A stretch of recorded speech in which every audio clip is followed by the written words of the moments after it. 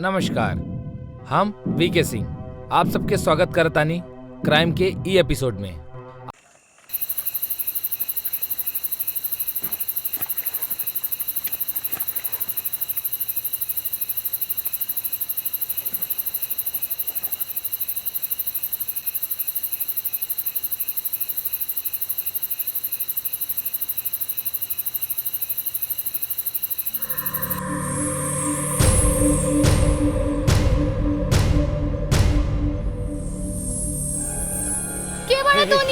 के बड़ा तू लोग छोड़ा हमके कहां जाए तू लोगन के छोड़ा हमके छोड़ा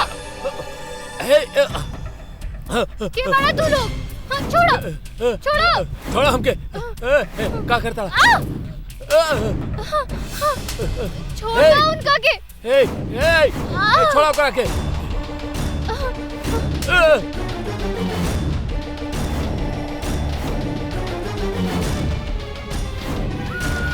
ये बड़ा तू लोग का चाहिए तो रखे छोड़ दा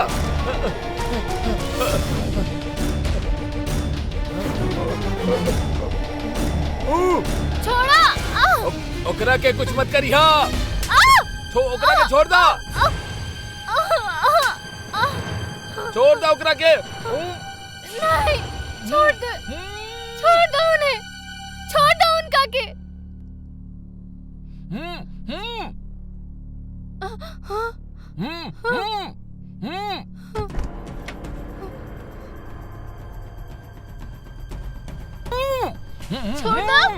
छोड़ दो हमरा के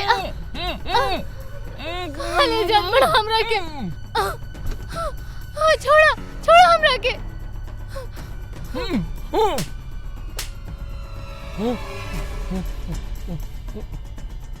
देखा हमें पास मत आइया नहीं छोड़ दो हमरा के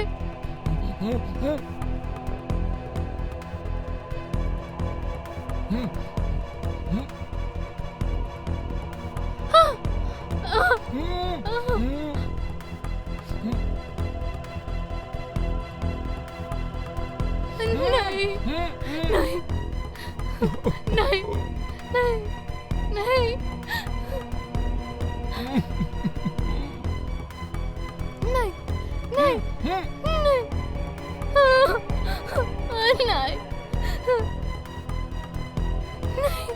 नहीं नहीं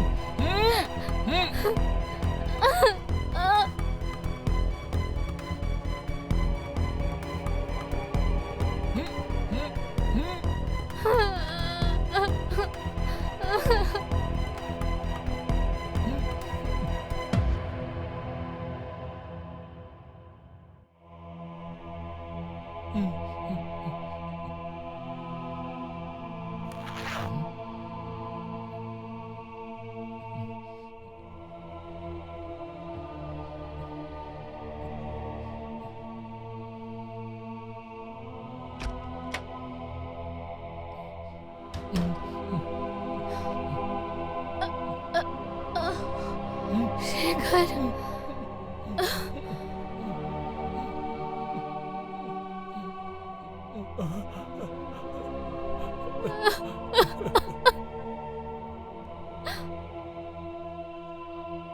hello police station.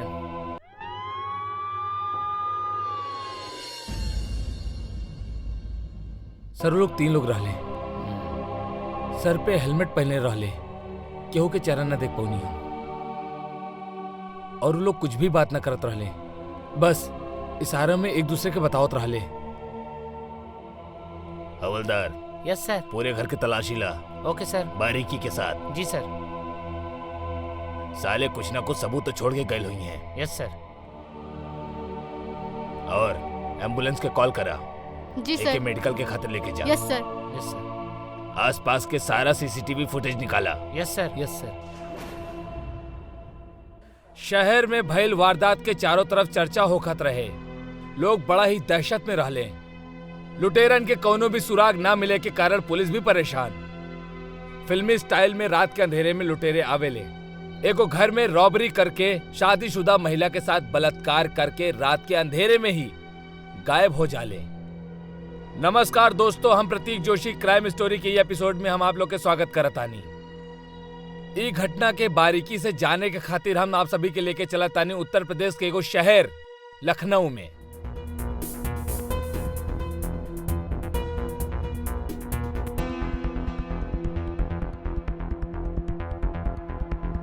Mister Abhishek, investigation में हमसे कोनो क्लू छूटता, जेकर वजह से हम सही नतीजा पे ना पहुंच पाओ तनी। आपसे कुछ इंफॉर्मेशन चाहत रहे। जी इंस्पेक्टर साहब बताइए, हम आपकी क्या मदद कर सकेंगे? हमनी सारी इन्वेस्टिगेशन कईनी, रॉबर्स का कुछ पता ही न चलल। आपके सोसाइटी के सीसीटीवी कैमरा में 3 लोग आवत दिखाई दे ताड़े, फिर जात दिखाई दे ताड़े, और तीनों के फेस हेलमेट से कवर बा। लेकिन उनके जोन आवे के अंदाज बा, उसे ही पता चलेला कि वो एरिया के बहुत अच्छे से जाने ले। या तो हो सकेला कि वो तीनों के आपके घर के ऊपर बहुत दिनों से नजर रहल। तो आप हमके ये बताएं कि आपके केहू से कोनो दुश्मनी, पर्सनली, प्रोफेशनली, रिश्तेदार से, पड़ोसी से, काम वाली से, केहू से कोनो? नहीं सर, हमार केहू से का दुश्मनी हुई। हम तो सीधे साधे लोग बड़े। पायल जी, आप कुछ कहल चाहिए ई बारे में? नहीं इंस्पेक्टर साहब, हमने के केहू से कोई दुश्मनी नहीं खे। हमार स्वामी तो बहुत सुलझा हुआ इंसान बड़े। आपकी तारीफ। जी सर, हम अभिषेक के फैमिली फ्रेंड बानी और बिजनेस पार्टनर भी। Business partner? ये घटना की जानकारी आपके कब मिलल? सर, हम शहर से बाहर रहने और जैसे ही हमके पता चला हम सीधा चलेंगे। सावन। Yes sir. ये तीनों के राइटिंग में स्टेटमेंट ले ला। Okay sir. Please cooperate. ठीक बा। ओके, हम चलता नहीं फिर। Thank you.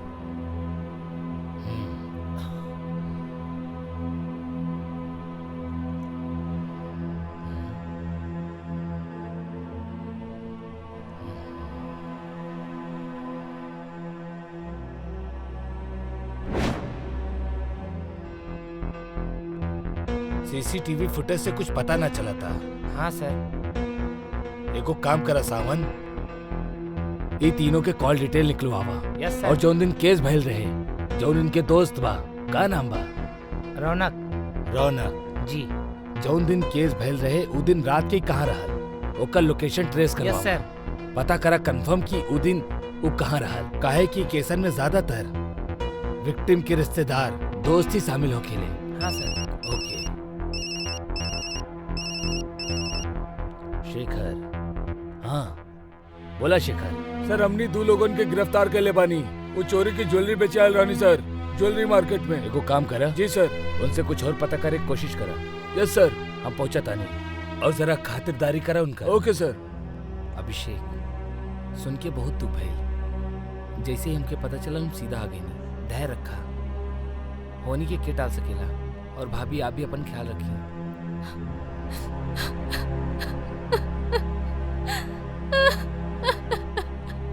पायल, पायल, हम बानी ना? अरे पायल, का भेल इनके? पायल, पायल, भाभी, पायल दरवाजा खोला। पायल, भाभी, भाभी, भाभी दरवाजा खोली, भाभी दरवाजा खोली। पायल दरवाजा खोला, पायल दरवाजा खोला, भाभी दरवाजा खोली। का करता डी? चलो बाहर से देखल जाओ। भाभी, भाभी, भाभी प्लीज। पायल, पायल, पायल, पायल, पायल रुक जा। भाभी, भाभी रुक जाई। पायल, पायल रुक जा। भाभी प्लीज। पायल रुक जा। भाभी प्लीज। भाभी, भाभी प्लीज। पायल रुक जा। पायल ऐसा मत करा। पायल देखा, पायल ही गलत बा। पायल का करता हूँ? पायल, हम तोरा से प्यार करे नहीं। पायल, भाभी प्लीज।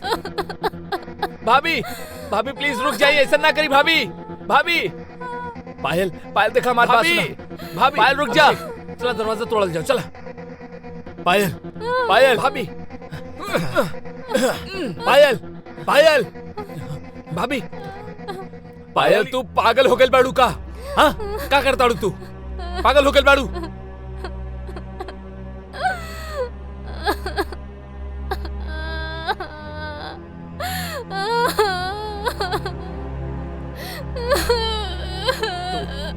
तू पागल हो गई बाड़ू? ऐसा काहे करत रहलू? भाभी में आपकी का गलती रहे? हमके मर जाए एमे तो हर का गलती बा पायल। हम बानी ना तोरा खातिर। अरे नए सिरे से जिंदगी की शुरुआत हम करी। नहीं कीजिए चाहत। का बोलता हूँ? हाँ बस सब भूल जा, सब ठीक हो जाए, सब ठीक हो जाए। हम बानी ना तोरा साथे। हाँ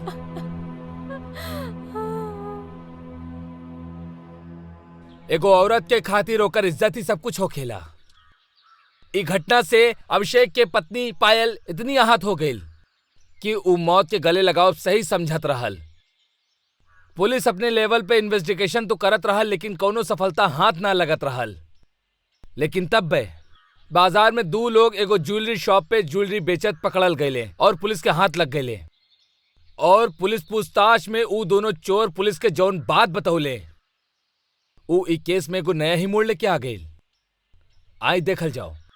बतावा बताओ तानी हमकी रॉबरी करे खातिर 25% के पार्टनरशिप मिलल रहे। उससे ज्यादा हमके कुछ ना पता बा।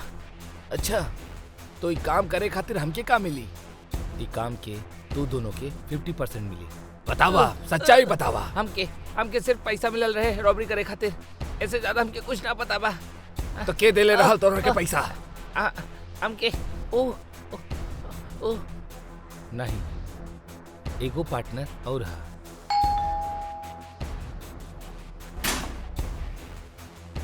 अरे इंस्पेक्टर साहब आप? जी आई। अभिषेक हमके आपसे कुछ खास बात करेगी बा। आई बैठी।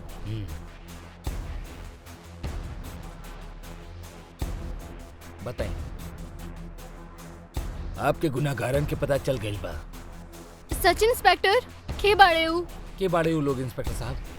बताई हमके, हम ओकरा के जान से मार डालब। आपके कुछ खास बहुत करीबी। हाँ? हमार खास? जी पायल जी। हाँ? बताइए आपके पति के बाड़े ऊ? हमरा के का पता? रउआ के पता हो कि आप बताई ना। इंस्पेक्टर साहब आप पहले काहे बुझाओ ताड़े? साफ साफ बताई ना आखिर बात का बा। कमाल बा पायल जी, आप खुद के ना पहचाने ली। इंस्पेक्टर का बकवास करत बानी आप? बकवास हम ना आप करत आनी। सच सच बतावा काहे कहलू ई सब? जकरा साथे ई सब प्लानिंग कैले बाड़ू ना वो अपन गुनाह कबूल कर ले बा। हाँ? और ओकर कहा भी बाकी सारी प्लानिंग आपके बा। आप बच ना सकेली कानून से। सच सच बताई। नहीं ये झूठ बा। प्लानिंग सिर्फ हमार नहीं खे, ओकरो रहे।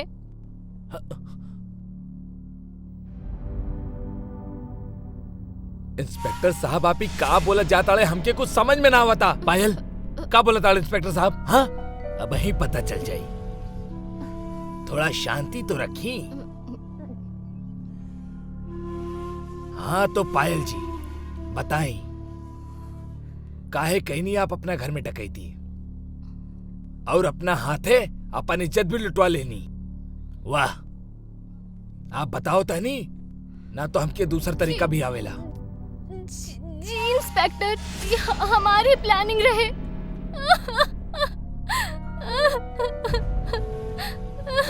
ले चला इनके। यस सर। ए चल।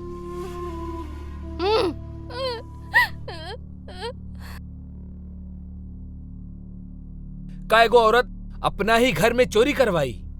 का एगो औरत अपन ही इज्जत लुटवा सकेला?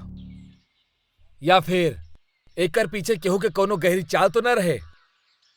का पायल इस साजिश के शिकार तो न हो गए रहे? आई देखल जाओ तो बताएं पायल जी आप ऐसा क्यों और काहे कहनी? तंग आ चुकल रही हम अभिषेक के पागलपन से। ऐसा जिंदगी से हम बाहर निकल चाहत रही और एक नई जिंदगी की शुरुआत करल चाहत रही। श्री हम कहले रहनी ना, ई कंपनी के शेयर प्राइस ऊपर जाई। See my prediction. Yes, you are right.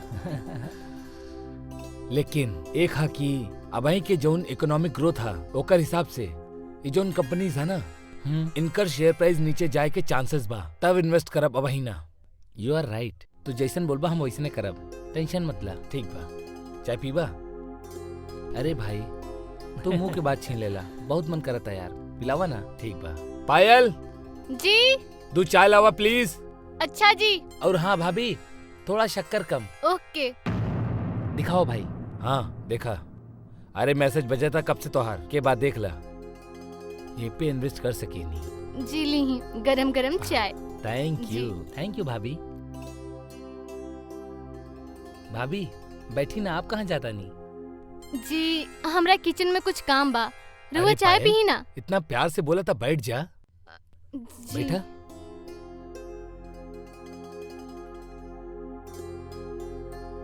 वाह भाभी, का चाय बने उले बाड़ू। जी थैंक यू। अरे हाँ, चाय से याद आइल, उ दिन जो ना बिरयानी खिलौले रहनी, मजा आ गल रहे। का टेस्ट रहा लोकर। जी थैंक यू। हाँ पायल, बिरयानी बनावा, रौनक के बुलाओल जाई, खातिरदारी करब खूब। जी। अच्छा अभिषेक, हम चलत तानी, और कल शाम के मीटिंग के खातिर टाइम पे जरूर आ जाइए। हाँ चला। चला। ओके, चला बाय भाभी, नमस्ते। जी।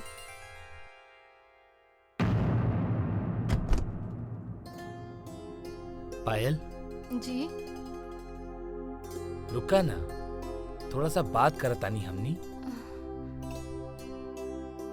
तो जाना तारू, आज तू कितनी ब्यूटीफुल लगा तारू। जी थैंक यू। कितना स्वीट, कितना सुंदर, कितना सेक्सी, कितना हॉट।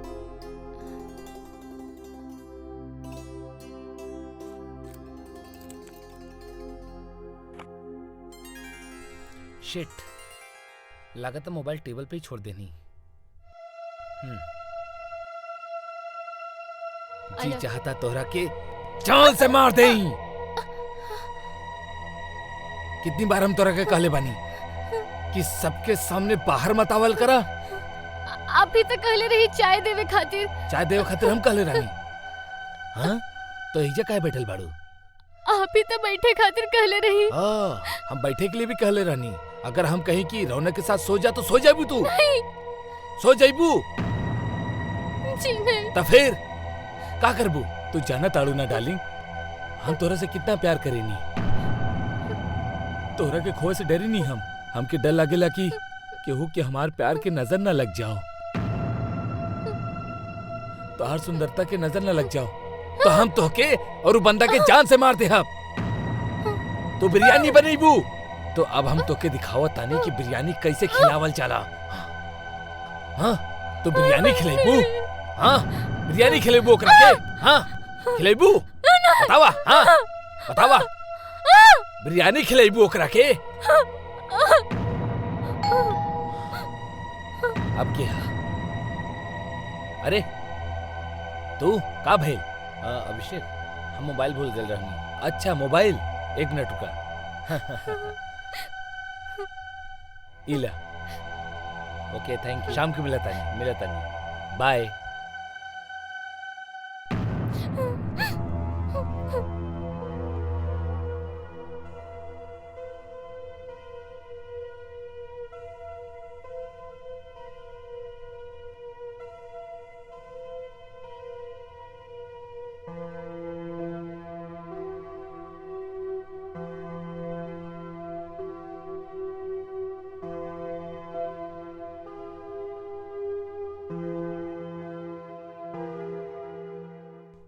हेलो।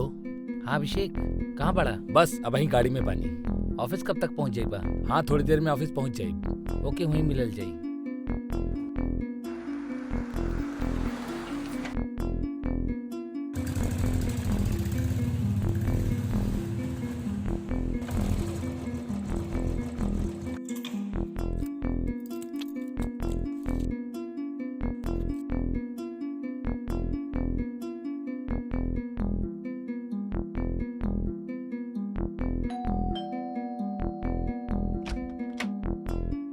नमस्ते भाभी। आप जी भाभी, हमके आपसे कुछ जरूरी बात करे के बा। हमरा से जी आपसे। रउआ शाम में आई, रउआ शाम में आई। हमके आपसे जरूरी बात करे के बा। हमरा से जी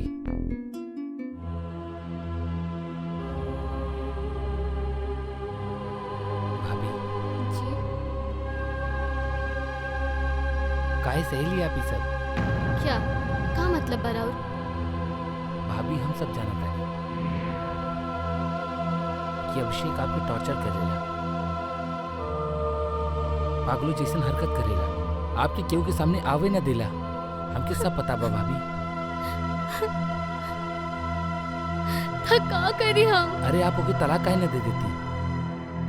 अभिषेक हमरा कभी तलाक नहीं दी है। वो तलाक के नाम सुन के ही हमरा जान से मार दी है।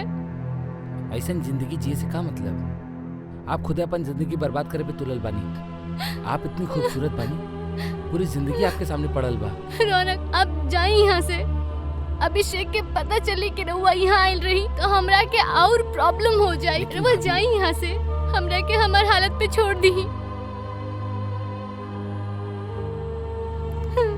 ठीक बा भाभी, अब ही हम जाता नहीं, लेकिन कल फिर आए, फिर बैठ के कुछ सोचल जाए कि आपकी मुसीबत से कैसे बाहर निकालल जाओ। आप परेशान मत होइए बिल्कुल भी। पायल जौन कुछ भी पुलिस के बतौलस, का उ सब सच रहल, या फिर पायल पुलिस के गुमराह करे के खातिर एक नई ही कहानी बनावत रहल, या फिर रौनक पायल के चीट करत रहल?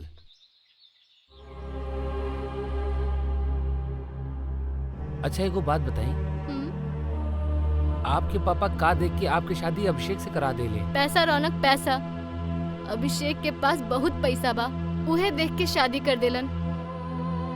पैसा ही सब कुछ ना होखेला। अच्छा तू ऊ छोड़ा, अब जा यहाँ से। अगर अभिषेक आ गइलन तो प्रॉब्लम हो जाई। ठीक बा भाभी, फिर मिलल जाई। ओके बाय।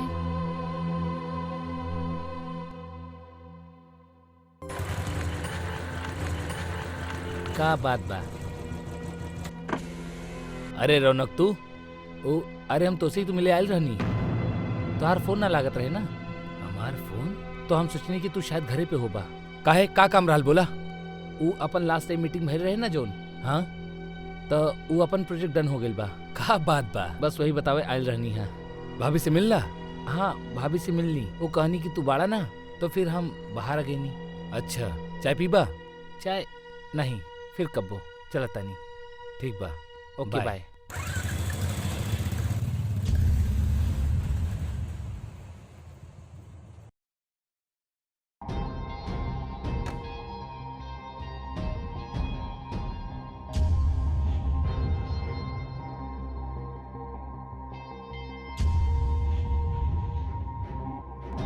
का बात बा? आजकल रौनक से मेल जोल बढ़ा था? जी ऊ आपसे मिले आयल रहन। हमसे मिलायल रहल जी आप ही से। या तो से?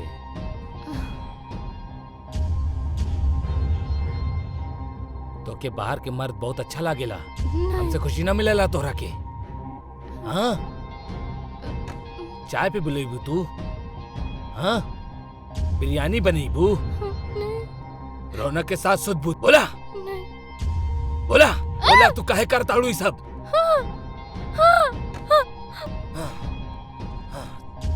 तोहरा के सबक सिखावे के पड़ी। हमार जाए के बाद अभिषेक कुछ कहलस? नहीं कुछ नहीं। आप हमसे कुछ छुपावता नहीं।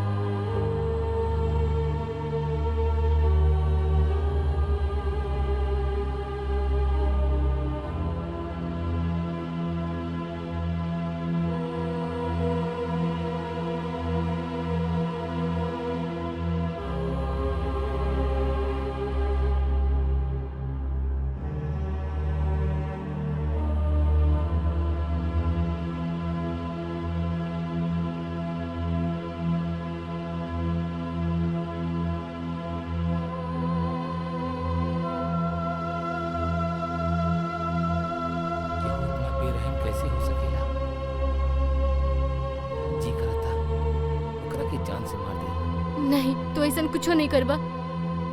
हमरा पास एक प्लान बा। का? तू 2-3 लोगों के साथ हमरा घर में डाका डाली है और तू हमार रेप भी करबा। हम अभिषेक के अच्छा से जाने ली। वो रेप होके के बाद हमरा एक्सेप्ट ना करी है और हमरा तलाक दे दी है और हमनी के पास इतना पैसा हो जाए कि हमनी दूर जाके कहीं शादी कर ले। लेकिन अगर अभिषेक तलाक ना देलस त? तो हम रॉबरी के कुछ दिन के बाद घर में सुसाइड नोट छोड़ दे और फिर वहाँ से निकल जाए। फिर तू भी कुछ महीना बाद वहाँ आ जिहा। केहू के कुछो पता ना चली और पुलिस के भी। फिर हमनी शादी कर लेब और जिंदगी के नया शुरुआत करब। ठीक बा।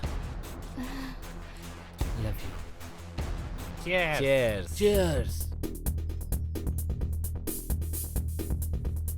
ई काम हम और केहू से भी करवा सकत रहनी, लेकिन तू लोग हमार बचपन के दोस्त बाड़ा, यही से हम केहू और पे भरोसा ना कर सकत आनी।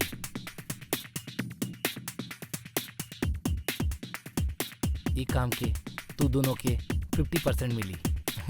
अच्छा, हम दोनों के 50% और बाकी के 50% तू अकेले ले बा? नहीं, एक पार्टनर और बा। के हऊ? काम हो जाएगा, सब पता चल जाई। ड्रिंक किया।